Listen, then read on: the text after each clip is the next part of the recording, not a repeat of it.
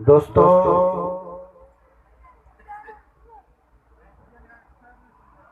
अल्लाह तबारक व तआला जल्ल जलालहु व मन वालहु जा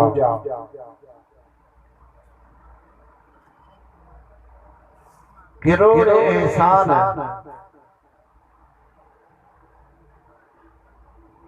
जो जिंदगी में कभी रोते हैं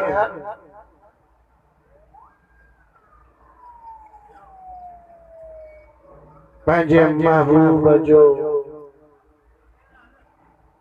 तवाई असांखे मीलाद जो महीनो नसीब कयो आहे। चओ सुभान अल्लाह। दोस्तों, महबूब जो मीलाद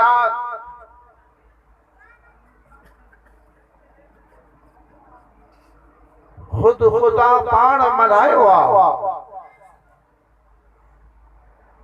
ऐं महबूब जो मीलाद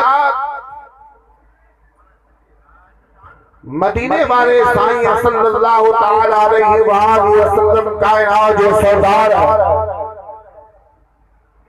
पंहिंजो मीलाद पाण मल्हायो आहे। पर तव्हां असांजी खुश नसीबी आहे जो तव्हां असांखे महबूब पंहिंजे मीलाद में भी पाण घुरायो आहे। एड़ियूं महफिलूं मीलाद जूं, जिक्र मुस्तफा जूं, शान मुस्तफा जूं या शफाअत मुस्तफा सल्लल्लाहु अलैहि वसल्लम जूं के आम माण्हू खे नसीब नाहिन थींदियूं। एड़ियूं सुहिणियूं महफिलूं नसीब ई उन्हनि खे थींदियूं जिते अल्लाह या अल्लाह जे हबीब जी रज़ा हूंदी आहे। जो सुभान अल्लाह। दोस्तों ॾिसो, हिन वक़्तु माण्हू के कहिड़ियुनि महफिलनि में हूंदा, के कहिड़ी महफिलनि में हूंदा, के गुनाहनि जे कमनि में हूंदा। तव्हां असां खुश नसीब आहियूं जो अल्लाह तबारक व तआला जल्ल जलालहु व मन वालहु तव्हां असांखे पंहिंजे महबूब जो मीलाद नसीब कयो आहे। जो सुभान अल्लाह। दोस्तों, पर अल्लाह तबारक व तआला जल्ल जलालहु व मन वालहु एड़ियूं महफिल के बदनसीबन के नसीब न कयूं तो उन्हनि जो पंहिंजो भाग आहे। तव्हां असांजो भाग इहो आहे जो अल्लाह ताला पंहिंजे महबूब जो जिक्र पियो कराए। जो सुभान अल्लाह। उन महबूब जो जिक्र पियो करायो जंहिंजो जिक्र जॾहिं कायनात ठही उन खां पहिरीं बि हलंदो हो। जॾहिं कायनात जो वजूद आयो उन टाइम ते भी महबूब जो जिक्र हलंदो रहंदो। ऐं खुदा जी ज़ात जी कसम क़यामत ताईं महबूब जो मीलाद, महबूब जो जिक्र हलंदो रहंदो। पर दुनिया फना आहे, खत्म थी वेंदी। दुनिया फानी आहे, फना थी वेंदी। पर खुदा जी ज़ात जो कसम दुनिया फना थी वेंदी, उन खां पोइ भी मुझे महबूब जो जिक्र हलंदो रहंदो। जो सुभान अल्लाह। दोस्तों, अज़ीज़ मुसलमान भाइयों, अल्लाह तबारक व तआला जल्ल जलालहु व मन वालहु पंहिंजे पाक कलाम कुरान मजीद फुरक़ान हमीद में फरमायो, या अय्युहन नास क़द जाअकुम बुरहानुम मिर रब्बिकुम व अंज़लना इलैकुम नूरन मुबीना।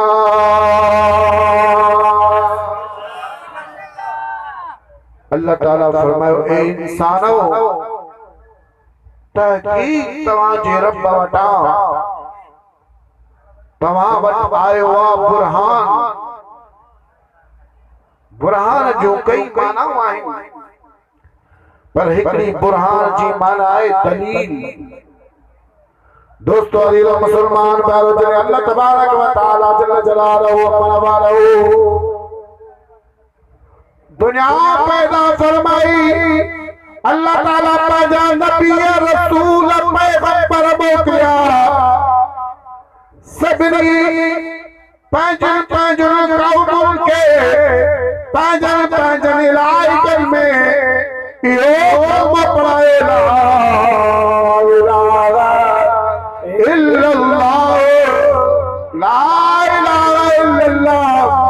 अल्लाह का सिवा कोई भी माबूद नहीं। कौम उनका सवाल करने लगी, जे तव्हां चओ था त अल्लाह का सिवा कोई भी माबूद नहीं, चओ अल्लाह तव्हां ॾिठो आहे न उन जो दलील चाहे। दोस्तों अजीजों मुसलमान भाइयों, हर नबी हर रसूल हर पैगंबर इहो फरमायो अल्लाह का उन जो अल्लाह का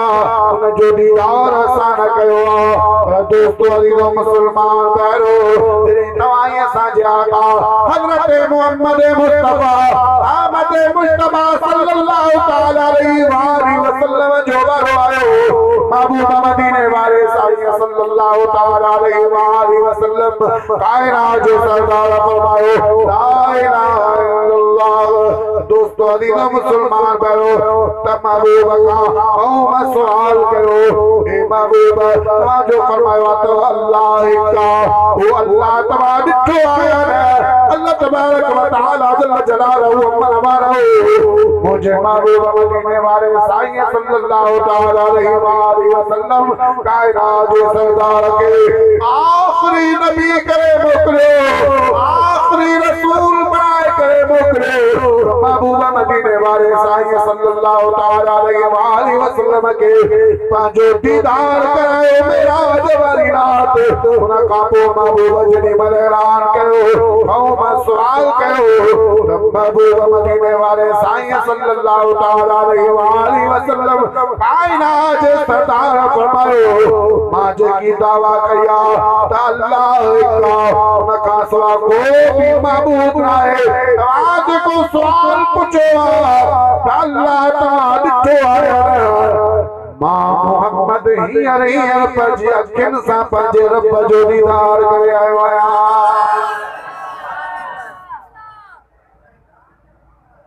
दोस्तों अजीजों मुसलमान भाइयों,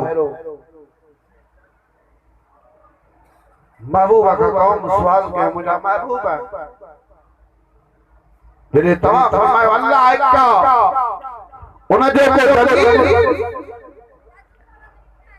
तो महबूब मदीने वाले साईं सल्लल्लाहु तआला अलैहि वसल्लम कायनात जे सरदार फरमायो उन जो दलील मां मोहम्मद मुस्तफा या जो सुभान अल्लाह। ऐं ॿी बुरहान जी माना मौजज़ो, मौजज़ो उनखे चइबो आहे जेके इंसानी ज़हन इंसानी अकुल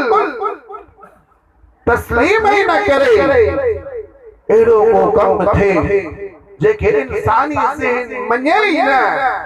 यार ये कीअं थो थी सघे अल्लाह जे वली खां थे त उनखे करामत चइबो आहे, अल्लाह जे नबी खां थे त उनखे मौजज़ो चइबो आहे। जो सुभान अल्लाह। ऐं अल्लाह ताला हर नबी के हर रसूल के मौजज़ा अता फरमाया के ब के पंज के केतरा मौजज़ा। पर मदीने वाले साईं सल्लल्लाहु तआला अलैहि वसल्लम कायनात जे सरदार जे जॾहिं वारो आयो अल्लाह ताला फरमायो या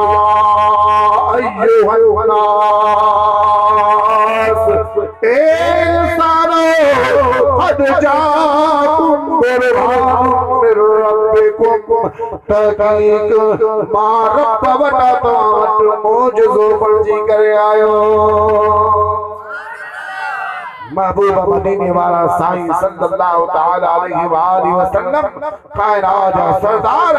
मथे मुबारक जे जुल्फन का वठी करे कदम मुबारक जे तिर ताईं सरापा मौजूद आहे जो सुभान अल्लाह महबूब जो तन मौजूदो महबूब जो वेण मौजूदो महबूब जो हलण मौजूदो महबूब जो घुमण मौजूदो महबूब जो खाइण मौजूदो महबूब जो पीअण मौजूदो हबीब करीम सल्लल्लाहु ताला अलैहि वसल्लम जी मक्के शरीफ वाली जिंदगी मौजूदो महबूब जी मदीने शरीफ वाली जिंदगी मौजूदो दोस्तों अली तो मुसलमान पैरो हबीब करीम सल्लल्लाहु ताला अलैहि वसल्लम मथे मुबारक करे जुल्फन का वठी करे कदम मुबारक जे तिर ताईं सराप मौजूद बणजी करे आया इन आयत के आशिक फरमायो ना दिए मौजूज़े अंबिया को खुदा ने हमारा नबी मौजज़ा बन के आए दिए मौजज़े अंबिया को खुदा ने हमारा नबी मौजज़ा बन के आए दोस्तों अली व मुसलमान भैरो हबीब करीम सल्लल्लाहु ताला अलैहि वसल्लम कायनात जे सरदार जी समूरी जिंदगी मौजूद जो सुभान अल्लाह अबू जहल पली महबूब सा साड़ रखंदो हो हसद रखंदो हो बहुत रखंदो हो पर महबूब मदीने वाले साईं सल्लल्लाहु अलैहि वसल्लम कायनात जे सरदार जा मानू मौजज़ा ॾिसी करे ॾींहों ॾींहुं मुसलमान पे बणिया जो सुभान अल्लाह अबू जहल पलीद हिक दफ़े मुठ में पत्थरियूं खणी आयो महबूब मदीने वाले साईं सल्लल्लाहु अलैहि वसल्लम सां मुखातिब थियो त ए मोहम्मद सल्लल्लाहु अलैहि वसल्लम छा तो अल्लाह जो नबी आ महबूब फरमायो हां अल्लाह जो नबी आ जे तो अल्लाह जो नबी आ तो मुखे बुधाओ मुझी मुठ में छाए हबीब करीम सल्लल्लाहु ताला अलैहि वसल्लम का राजा सदा मुस्कुराइन पिया महबूब फरमाए अबू जहल तुझी मुठ में छाए यो मां बुधाई या मुठ में जेका शे आई या बुधाई तो मां मोहम्मद के रया अबू जहल पलीद खिलण लगवा चवे तो ए मोहम्मद मुझी मुठ में जेका शया या तगालाई भी कोन इनके ज़बान ही नाए महबूब मदीने वाला साईं सल्लल्लाहु ताला अलैहि वसल्लम कायनात जा सरदार फरमाइंदा ए अबू जहल पंजी मुठ के पंजन कन्नन पे रख अबू जहल पंजी मुठ पंजन कन्नन पे रखिया खुदा जी साजो कसमा उन मुठ में जेके पत्रियूं हुयूं उन मां आवाज पियो अचे त ला इलाहा इल्लल्लाह हो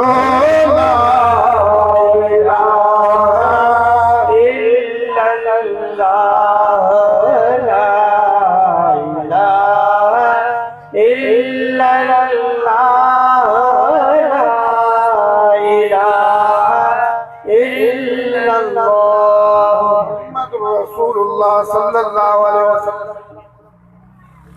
अबू जहल चवण लगो हल एडो जादू पत्थरिन ने भी दोस्तों अजीजो मुसलमान भाइरो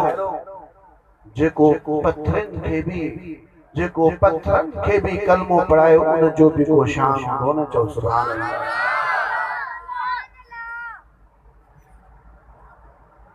ये हुदैबिया वाली जाए थे महबूबा मदीने वाले साईं सल्लल्लाहु ताला अलैहि वसल्लम कायनात जे सरदार सा 1500 सहाबी गॾु हुआ। घणा था? बुलंद आवाज़ सां घणा? 1500 सहाबी महबूब जी दरबार में उसके मुझा महबूब है पानी खत्म थी वियो आहे न असांजे पीअण जे लाइ पाणी आहे न सुवारनि खे पीअण जे लाइ पाणी आहे न वुज़ू जे लाइ पाणी आहे। हबीब करीम सल्लल्लाहु ताला अलैहि वसल्लम कायनात जे सरदार जे साम्हूं थोरो ई पाणी रखियो साहब या रसूल अल्लाह बस ही पाणी आहे पाणी असांखे पीअण जे लाइ बि खपे वुज़ू जे लाइ बि खपे सुवारनि खे पीआरण जे लाइ बि खपे। दोस्तो अजीज़ मुसलमान भैरो मुझे महबूब मदीने वाले साईं सल्लल्लाहु ताला अलैहि वसल्लम कायनात जे सरदार फरमायो पानी वेझो कयो असाब महबूब पंहिंजो हथ मुबारक उन पाणीअ में विधो आहे साहब चवनि पिया ईअं न महसूस पियो थिए ॼण 5 दरिया पिया वहनि। चओ सुभान अल्लाह। साहब पानी पीतो पंहिंजनि सुवारनि खे पाणी पियारियऊं वुज़ू भी कयूं पंहिंजूं ज़रूरतूं भी पूरियूं कयूं। दोस्तो अजीज़ मुसलमान भाइरो महबूब मदीने वाले साईं सल्लल्लाहु ताला अलैहि वसल्लम कायनात जे सरदार जो साहबी हज़रत जाबिर रज़ियल्लाहु ताला अन्हु फरमाए पियो तासी त सिर्फ 1500 सहाबी हुआसीं इन जाए ते जे लखे सहाबी हुजनि त उहे बि हिकिड़े वटे मां पाणी पंहिंजी ज़रूरत पूरी करना। दोस्तो ये ॾींहों महबूब जा मौजज़ा ॾिसी करे माण्हू मुसलमान पे थिया। हिकु दफ़े हबीब करीम सल्लल्लाहु ताला अलैहि वसल्लम कायनात जा सरदार अरबुस्तान जे हिकिड़े रेगिस्तान मां गुज़रिया। हिकिड़ो काफ़िरनि जो हुजूम वेठो हो जीअं महबूब मदीने वाले साईं सल्लल्लाहु अलैहि वसल्लम उतां गुज़रिया त महबूब जी दरबार में अर्ज़ करण लगा त असीं पाणी जा प्यासे आहियूं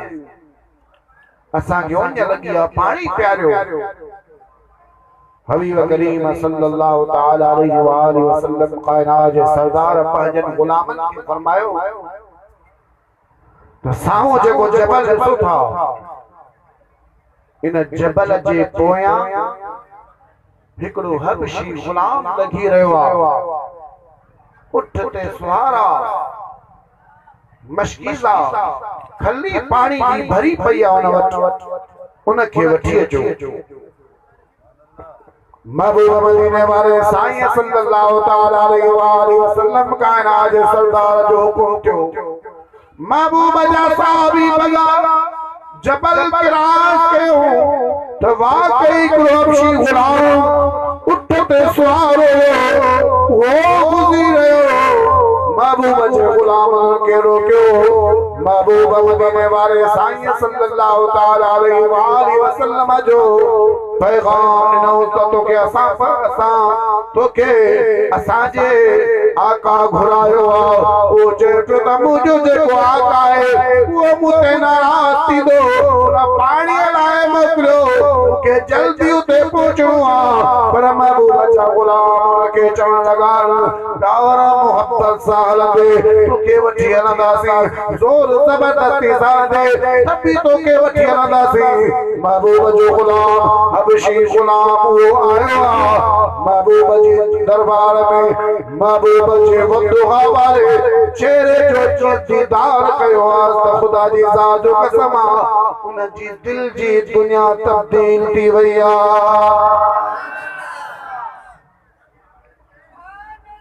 उन जी दिल जी दुनिया तब्दील थी वई। महबूब फरमाए तो खलीला उठता खलीला थई हबीब करीम सल्लल्लाहु अलैहि वसल्लम खैरात सरदार पंहिंजनि हथनि मुबारकनि सां खली खोली उन हुजूम सॼे पाणी पीतो पंहिंजूं ज़रूरतूं पूरियूं कयूं वरी महबूब पंहिंजे हथनि मुबारकनि सां खली बंदि कई तो पानी हबशी गुलाम जो जेतिरो भी हुयो ओतिरो साबी सागो मौजूद हो जो सुभान अल्लाह महबूब जे हबशी गुलाम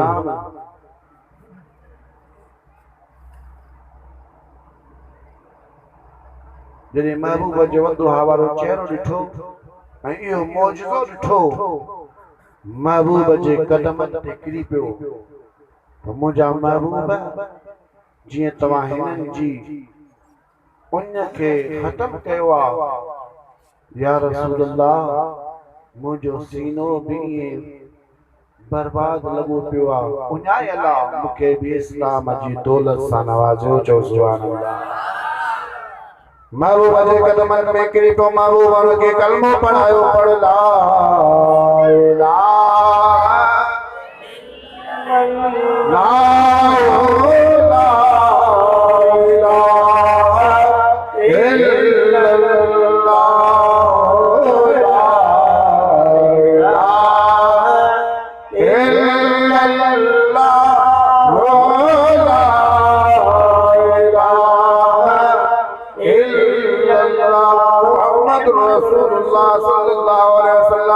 दोस्तों अदीना मुसलमान पैरो महबूब मदीने वाले साईं सल्लल्लाहु अलैहि वसल्लम जो गुलाम तो बणजी वियो हबीब करीम सल्लल्लाहु ताला अलैहि वसल्लम ता नूर अला नूर आया महबूब जो हथ मुबारक जने हबशिया जे चेहरे ते घुमायो न जो चेहरो नूर वांगुर चमकण लगो जो सुभान अल्लाह महबूब खां मोकिलाए करे वापस जॾहिं पंहिंजे आका वटि वियो त उहो चवे थो अदा केरा तूं तारुफ़ करा पंहिंजो मां सुञा थो त मुंहिंजो खली बि मुंहिंजी पर गुलाम मुंहिंजो न आहे तूं को ॿियो मुंहिंजो गुलाम त कारो मुंहिंजो गुलाम त हबशी हो पर तुंहिंजो चेहरो त नूर वांगुर चमकण लॻो आहे तूं पंहिंजो तारुफ़ करा तूं केरु आहे दोस्तो अदीदो मुसलमान पहिरियों तूं हबशी गुलाम पंहिंजे आका खे चवण लॻो आहे मां साॻो तुंहिंजो गुलाम आहियां मुंते रस्ते में मदीने वाले साईं सल्लल्लाहु अलैहि वसल्लम कायनात जो सरदार करम कयो मां उन पंहिंजे महबूब मदीने वाले साईं सल्लल्लाहु अलैहि वसल्लम जो गुलाम बणजी आयो आहियां मुसलमान थी आयो आहियां महबूब मुझे करम कयो पंहिंजो हथ मुबारक मुझे चेहरे जे मथां फेरियो न मुंहिंजो रंग हीअं थी वियो आहे दोस्तो अदीदो मुसलमान पैरो उन जो आका परेशान थी वियो उन गुलाम खे चवण लॻो आहे जंहिंजो गुलाम तूं थी आयो आहीं असांखे बि उन वटि वठी हल त उन ते कलमो पढ़े करे असीं बि उन जा गुलाम बणिजो उन जो सरदार उन हबशी गुलाम सां गॾु पंहिंजी रइयत सां गॾु आयो आहे महबूब जे दरबार में अची पेश थियो आहे महबूब जीअं हिन जे मथां करम कयो अथव असांजे मथां बि करम थिए हबीब करीम सल्लल्लाहु ताला अलैहि वसल्लम उन्हनि खे बि कलमो पढ़ाए करे मुसलमान बणायो आहे त पढ़ो ला इलाहा इल्लल्लाह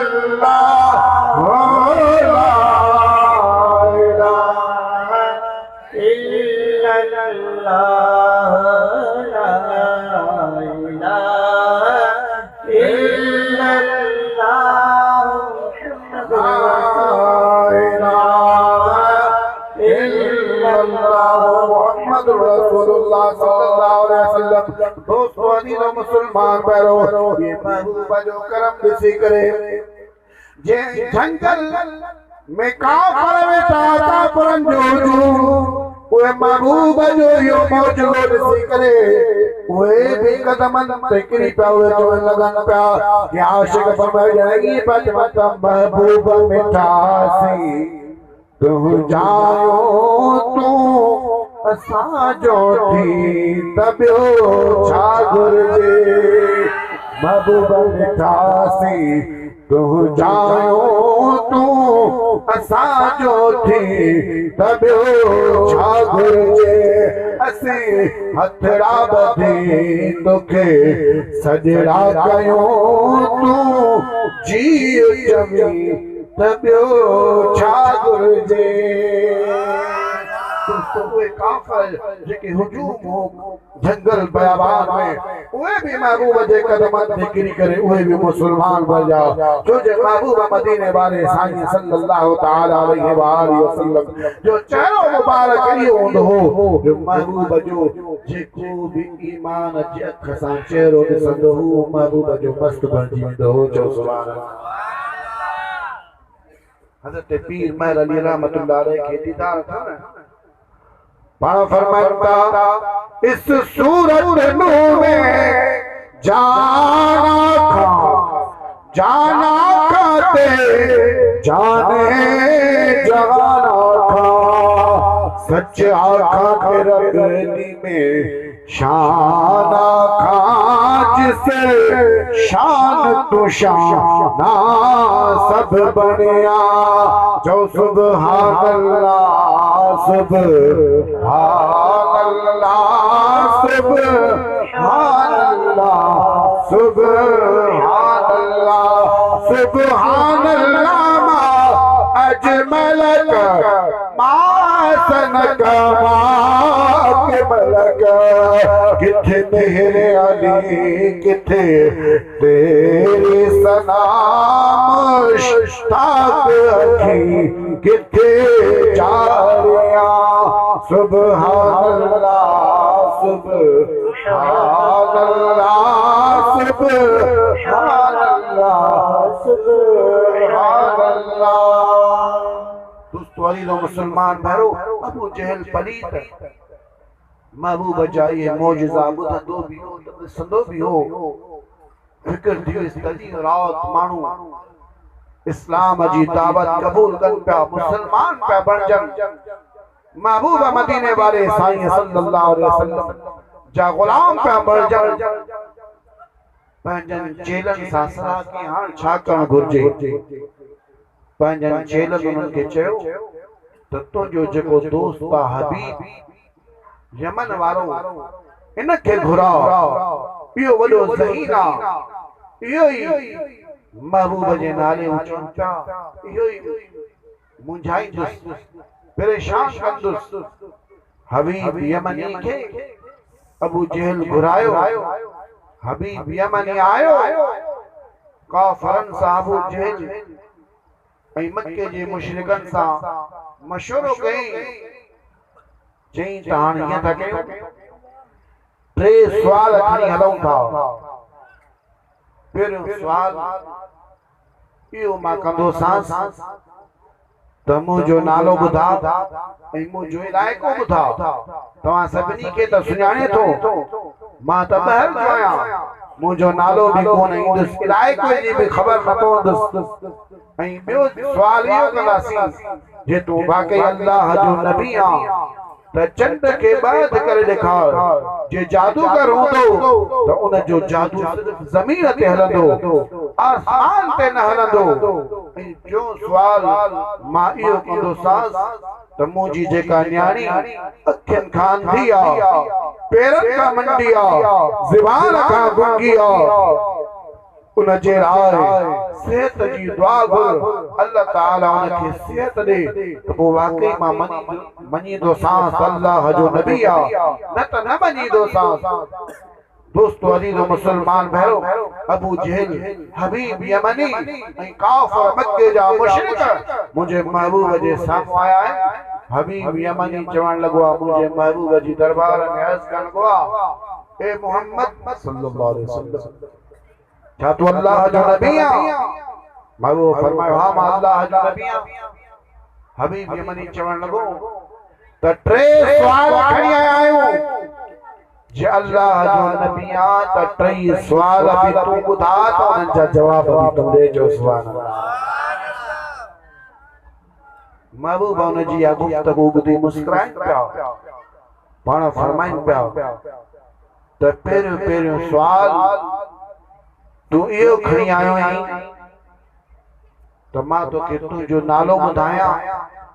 तुंहिंजो इलाइक़ो ॿुधायां त ॿुधी छॾ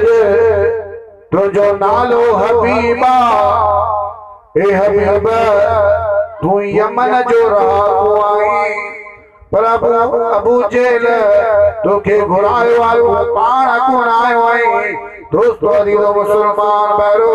इहो सवाल ऐं उन जो जवाब ॿुधी करे हबीब यमनी जे दिमाग़ मां ठकाओ निकिरी वियो। ॿियो सवाल महबूब मदीने वाले साईं सल्लल्लाहु तआला अलैहि वसल्लम हबीब यमनी के फरमायो हबीब यमनी तुंहिंजे दिल में इहो सवाल त मां जे अल्लाह जो नबी आया त तोखे चंड के बाद करे ॾेखारिया। दोस्तो अदीज़ो मुसलमान भाइरो हबीब करीम सल्लल्लाहु तआला अलैहि वसल्लम कायनात जे सरदार ये चंड के इशारो फरमायो चंड बाद थी वियो अध चंड जो अबू कुबैस जबल ते मथा वञी किरियो अध चंड महबूब जे कदमनि में अची किरियो आहे। सुभान अल्लाह। हबीब यमनी पहिरियों सवाल उन जो जवाब दो ॿियो सवाल ऐं उन जो जवाब ॾिसी करे हबीब यमनी कलमो पढ़ण लॻो ला इलाहा इल्लल्लाह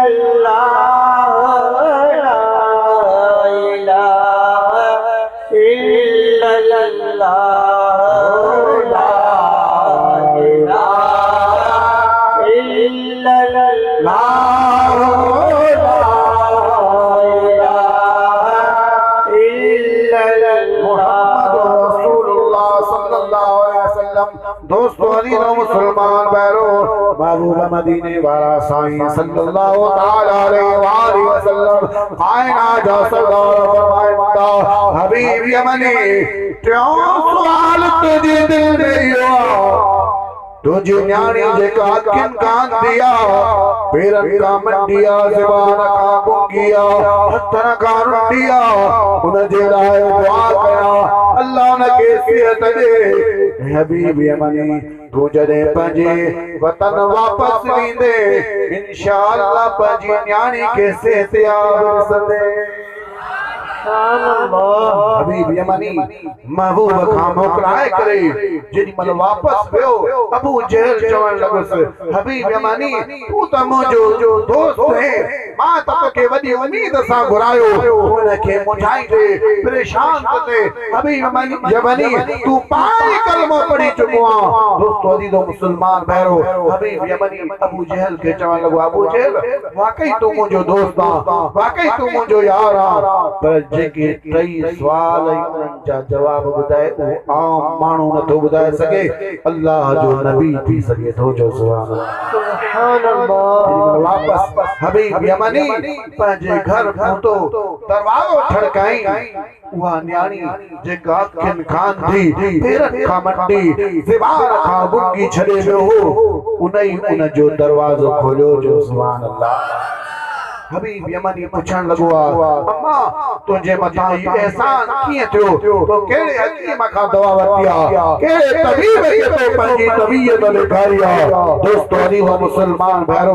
उहा न्याणी चवण लॻी बाबा मां के हकीम वटि न वई हुअसि के तबीब वटि न वई हुअसि मां राति जो सुती पई हुअसि हिकिड़ो नूरानी चहिरे वारो आयो मुंहिंजे जिस्म जे मथां जॾहिं हथ मुबारक फेरायईं तो अल्लाह ताला मुझे सेहत दे छड़ी। जो सुभान अल्लाह। सुभान अल्लाह। बाबा मुझे कुछ लफ्ज सिखारे हो कुछ कलमा सिखारे हो। हबीब यमनी के न्याणी चवण लगी बाबा जे नाराज नथी त मां तोखे ॿुधायां हबीब यमनी के जे मलिए जे हबीब यमनी पंजी न्याणी के चवण लगवा बाबा वे केड़ा कलमान वे केड़ा लफ्ज़न तो वह न्याणी भी चवण लगिया बाबा बियो को कलमा मुखे कोन सिखारे वाल के लफ्ज़ सिखारे वा मुखे तो यो ही सिखारे वाला ला इल्लल्लाह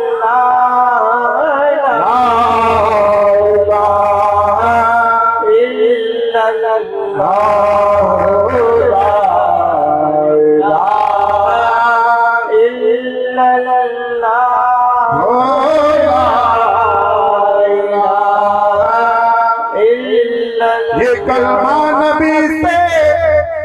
मिलाता है वहदत का जाम पिलाता है क्यों पढ़ने से शर्माता है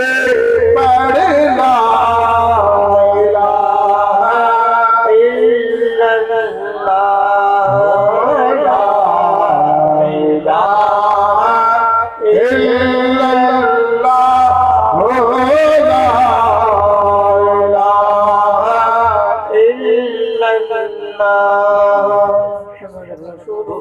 मुसलमान भैरो ये महबूबा मदीने वाले साईं सल्लल्लाहु अलैहि वसल्लम जो जे भी दीदार कयो ईमान जी अख सां उहे महबूबा जा गुलाम बणजी विया जो सुभान अल्लाह। दोस्तों ये छाए महबूबा जा मौजज़ा आहिनि पर खुदा जी ज़ात जो कसम हबीब करीम सल्लल्लाहु तआला अलैहि व आलिहि वसल्लम कायनात जे सरदार जो इन दुनिया में अचण जी मौजज़ो आ जो सुभान अल्लाह। मवाहिब लुत्फ़िया वाले लिखियो त महबूब जी जेडी मलामत थी हबीब करीम सल्लल्लाहु तआला अलैहि व आलिहि वसल्लम जा हथ मुबारक ज़मीन ते कदम मुबारक ज़मीन ते घोड़ा मुबारक ज़मीन ते घोड़ा पिया सजदे वाली सूरत लगी पिया हबीब करीम सल्लल्लाहु तआला अलैहि व आलिहि वसल्लम दुनिया ते अचण वक्त महबूब जी आमद जरी मलतिया महबूब जी जरी मल विलादत दिया उन टेम ते भी योई फरमायो रब्बे हबली उम्मती हे मुजा मौला मुजी उम्मत जी पारत थई मता के इस दिमाग में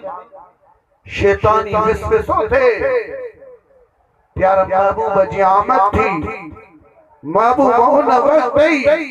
किया पिया फरमाए तो रब्बे हबली उम्मती रब्बे हबली उम्मती रब्बे हबली उम्मती। दोस्तों अजीज और मुसलमान भाइयों हज़रत ईसा अलैहि सलाम जी जेडी मन विलादत थी उन टाइम ते मानू हज़रत बीवी मरियम ते बोतान करण ए मरियम तू त पाकीज़ा औरत आ तो के असी सुठी औरत समझदा हसी तुझे पेटाई बाल की जाओ तो हज़रत बीवी मरियम उन बार जे जरी मन इशारो कयो तो दोस्तों ये कुरान में भी लिखला क़ाल इन्नी अब्दुल्लाह आतानी अल किताब वजअलनी नबिय्या हज़रत ईसा अलैहि सलाम पाण ॻाल्हायो त मां अल्लाह जो बानो आया मां अल्लाह जो नबी आया अल्लाह ताला मुखे नबी बनाए करे मोकलियो मुखे किताब भी ॾिनो आहे। तो दोस्तों अजीज और मुसलमान भाइयों हज़रत ईसा अलैहि सलाम यमन ते ॻाल्हाए सघे तो मदीने वारो साईं सल्लल्लाहु अलैहि वसल्लम त नबीयन जो भी नबी आ जो सुभान अल्लाह। पर महबूब उन टाइम ते भी तो असां बदकारन खे याद कयो जो सुभान अल्लाह। महबूब दुनिया ते आया तो असां बदकारन के याद कयो महबूब मेराज ते विया उते भी तो असां बदकारन के याद कयो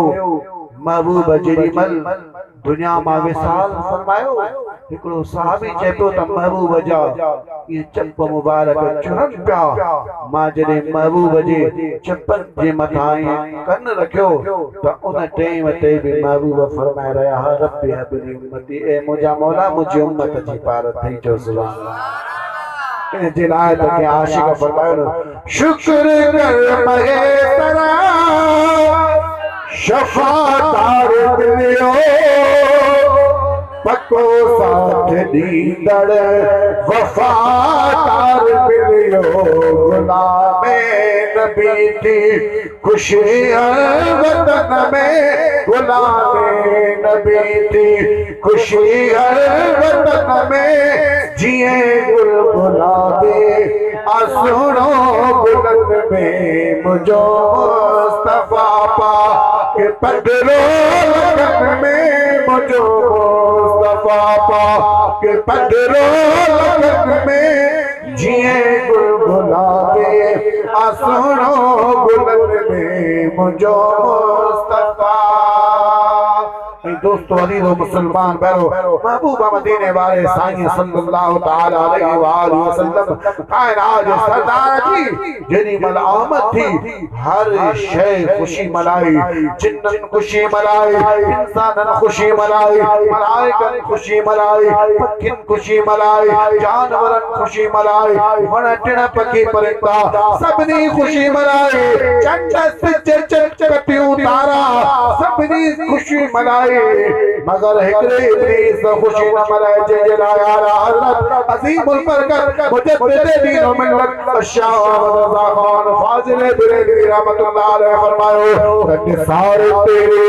चहल पहल पर हजारों ईद रबीउल अव्वल निसार तेरे चहल पहल पर हजारों ईद रबीउल अव्वल सवाए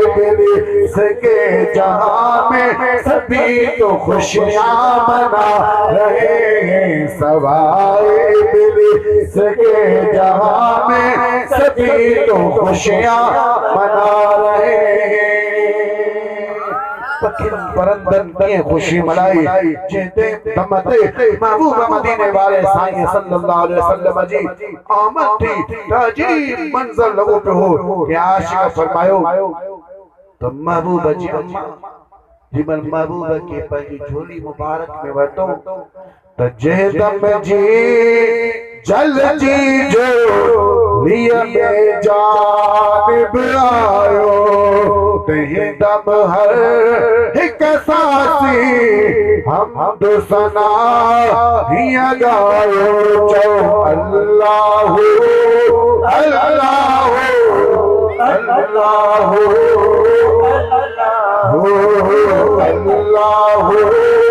अल्लाह अल्लाह झिरमिरला ई झिरमिर गुण गाय प्यागे जो सुभान अल्लाह झिरमिरला ई झिरमिर गुण गाय प्यागेरा मिठड़ी बोली बोले भजन प्यार बातेरा चो अल्लाह अल्लाह अल्लाह अल्लाह अल्लाह अल्लाह अल्लाह अल्लाह। मुसलमान भाव महबूब जी आमद जो जलसो आ तू असा खुश थिया आयो न जेके खुश थिया न वे त मथे खणे सरकार जी आमद दिलदार जी आमद जश्न मिलाद नूर जी आमद हुजूर जी आमद इस महबूब जी आशिकन जो चेहरो ही बुधाए पियो त महबूब जा आशिक महबूब जे मिलाद जो महीनो आयो आ त गुलाब जे गुल वांगुर टिड़ी पिया जो पर ए महबूब जा आशिक महबूब जा मस्ताना मुसलमान भाव मुझे महबूब मदीने वाले साईं सल्लल्लाहु अलैहि वसल्लम कायनात जे सरदार फरमायो त नमाज मुझे अखिन जी तदाना महबूब दुनिया के तशरीफ वठाया महबूब मेरा तेरा महबूब जो विसाल थियो उन टे मते में तो असा जे बदकार के महबूब याद फरमायो इन तवा साइडा बेवफा जो नमाज खां परे अल्लाह जे ज़िक्र अज़कार खां परे कुरान करीम जी तालीम खां परे अल्लाह जा घर वीरान थगा पिया पोइ वरी इहो चवंदा आहियूं यार असांजूं दुआऊं क़बूल थियनि कोन थियूं। मुसलमान भाउ जे महबूब जो सच्चो आशिक आहीं तो 5 वक्त नमाज पढ़ी ॾेखार। अब नमाज पढ़ंदो जॾहिं तव्हां सां नमाज पढ़ंदासीं महबूब मदीने वारे साईं फरमायो त नमाज मुजक्किन जी कंधाणा महबूब जूं अखियूं मुबारक जंहिंमहिल थधियूं थींदियूं ख़ुदा जी ज़ात जो कसम आहे तो असांजी दुनिया ऐं आख़िरत में जी ज़िंदगी बेमिसाल थी वञे। सुभान अल्लाह। ऐं दोस्तो मदीने वारे साईं सल्लल्लाहु तआला अलैहि वसल्लम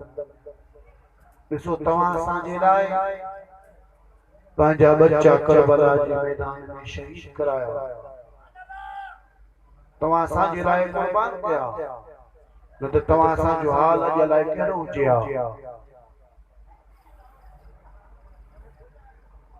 तव्हां असांखे बि घुर्जे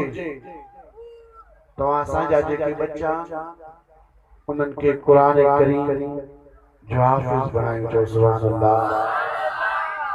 ऐं महबूब जे दीन जा पढ़ायूं जॾहिं कुरान करीम जा हाफ़िज़ थींदा महबूब जे दीन जा आलिम थींदा तो खुदा जी ज़ात जो कसम आहे पूरे इलाइक़े जे मथां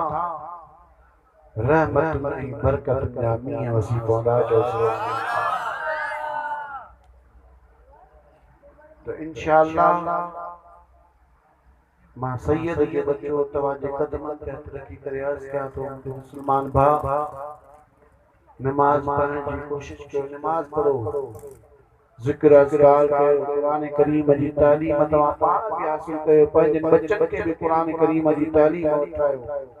दुनियावी तालीम भी लाज़मी आहे, दुनियावी तालीम सां गॾु जॾहिं दीनी तालीम हूंदी ॼण खीर में मिस्री त छापर खीर में माखी दुनिया भी समझ वेंदी त आख़िरत भी समझ वेंदी। अल्लाह ताला का दुआ है अल्लाह ताला तव्हां सां सभिनी जी हाज़िरी खे पंहिंजी बारगाह में क़बूल मंज़ूर फरमाए। वाह खुदा वाना अल्हम्दुलिल्लाह।